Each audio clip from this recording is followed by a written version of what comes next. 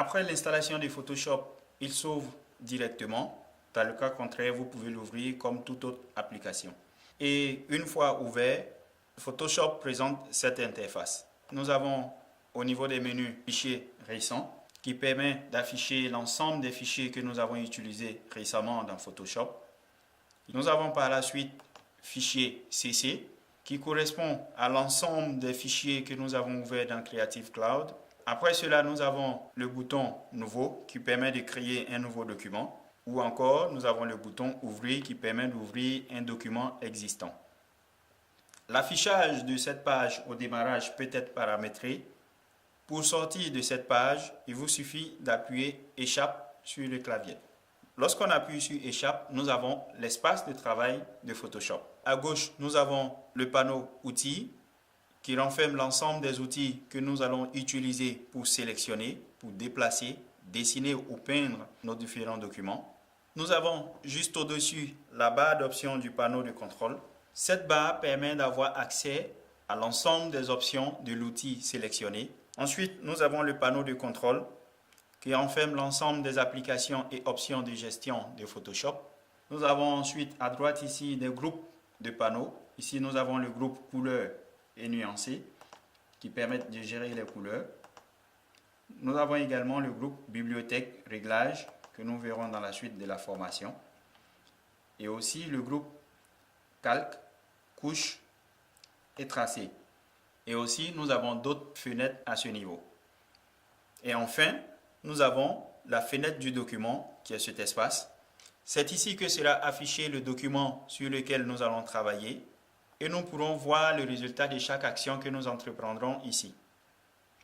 Pour créer un nouveau document, il faut cliquer sur Fichier et sur Nouveau. Comme vous le voyez, nous avons le raccourci devant CTRL-N. Vous le constatez également, devant chaque action, nous avons le raccourci permettant d'effectuer celle-ci.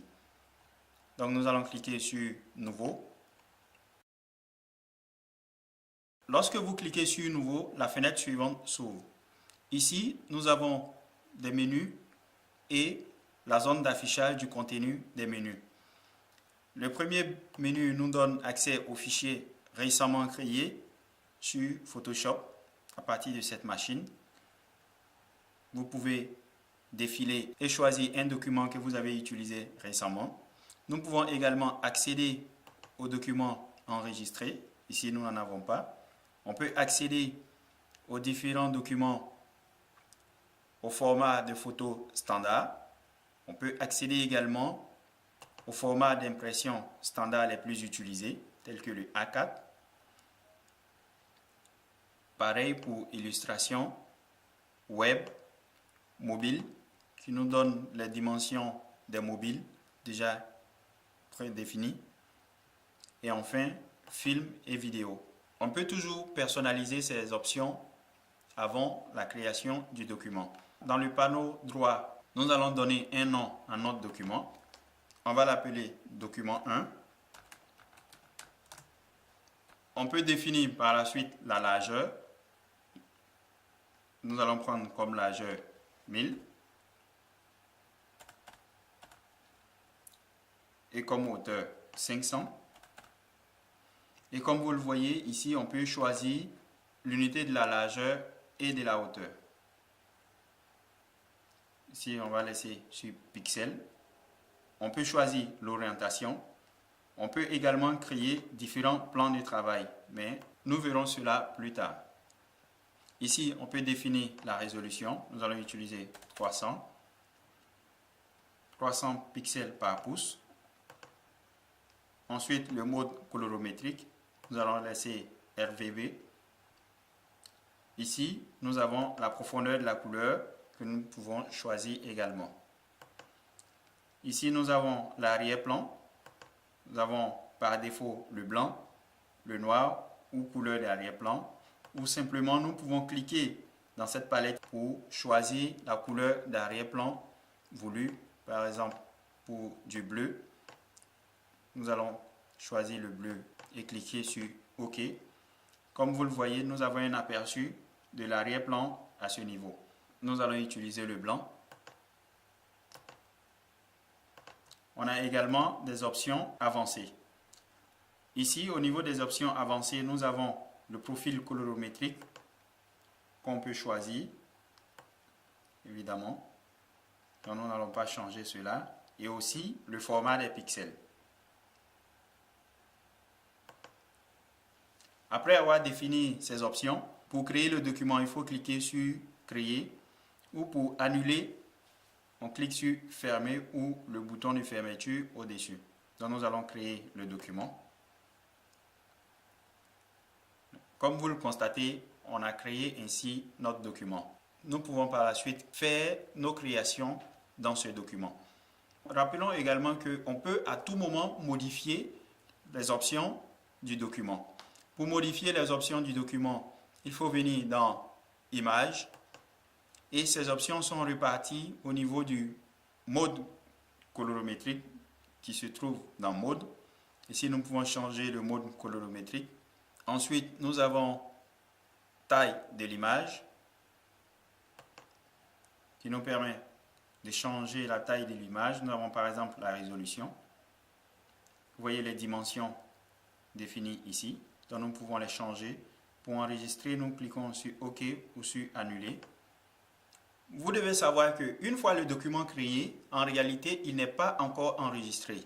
Donc lorsque vous le créez, vous devez par la suite enregistrer afin de ne pas perdre votre travail. Donc pour enregistrer le document, on clique sur Fichier, ensuite Enregistrer sous. Nous allons par la suite localiser le dossier dans lequel nous voulons l'enregistrer. Dans mon cas, je vais l'enregistrer sur le bureau dans un dossier appelé Exercice.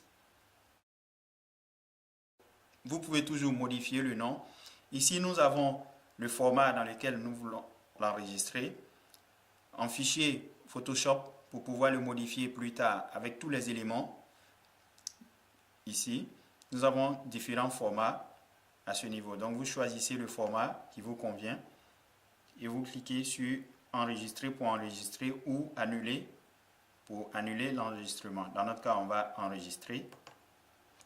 Donc, l'enregistrement est terminé. Donc, maintenant, nous pouvons accéder à notre document à tout moment sans toutefois perdre tout ce que nous avons eu à faire. En plus de créer un document, nous pouvons modifier également un fichier existant sur notre disque. Pour ouvrir un fichier existant déjà sur notre disque, il faut cliquer sur Fichier, ensuite Ouvrir, et nous allons localiser le fichier.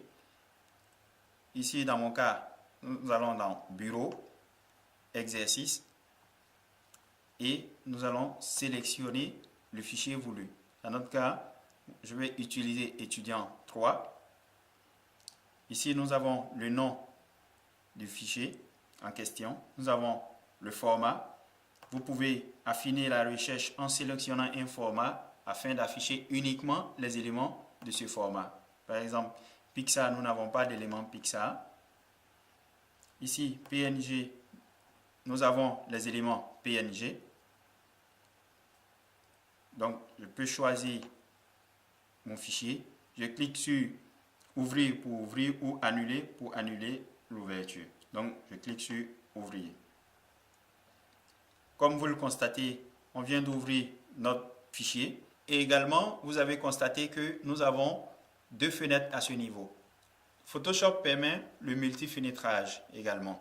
Donc, vous pouvez ouvrir autant de documents que vous souhaitez. Mais il faudra contrôler cela parce que si vous ouvrez plusieurs documents à la fois, cela peut ralentir le fonctionnement de la machine.